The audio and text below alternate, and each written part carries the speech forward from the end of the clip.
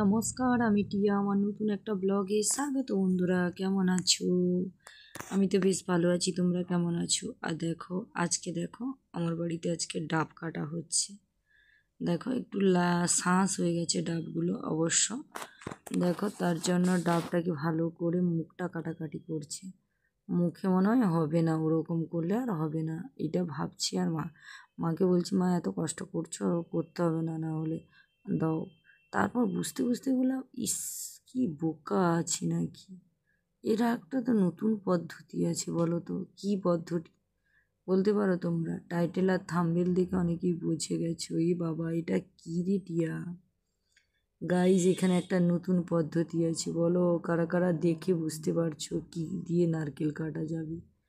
এই যে আধুনিক নিউ পদ্ধতি নারকেল কাটা যন্ত্র, যারা যারা এখনও এই যন্ত্রটা জানো না, অনেকে জানো নারকেল কাটা। এই যে সারাশি দেখো, এইভাবে নারকেল কাটা হয়।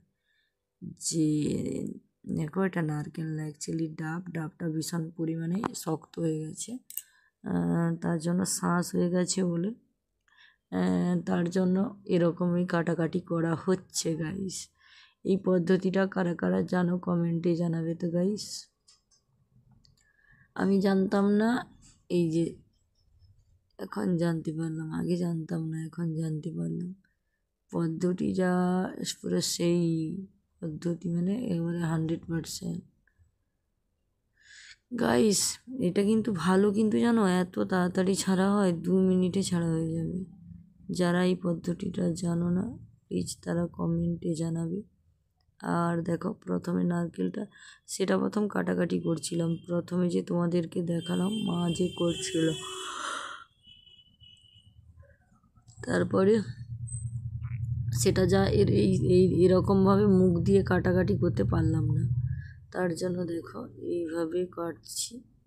এই যে চেষ্টার বিফল যাবে না, কষ্ট করলে কষ্ট মিলবে গাইস। কষ্ট করে যাও, জীবনে কিছু কিছু করতে পারবে।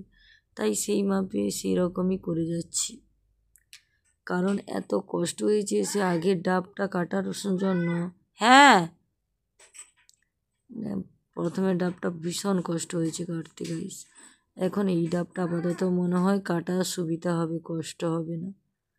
দেখো দেখো, এইভাবে নারকেল কাটলে কত সহজ হয়, কত সুন্দরভাবে কেটে যায়। বন্ধুরা, যারা এই পদ্ধতিটা জানো না, তারা একটু এটাই জেনে নিও আর দেখে নিও। এটা হেভি সুন্দর পদ্ধতি। একটু চেষ্টা করলাম তোমাদেরকে শেয়ার করার জন্য।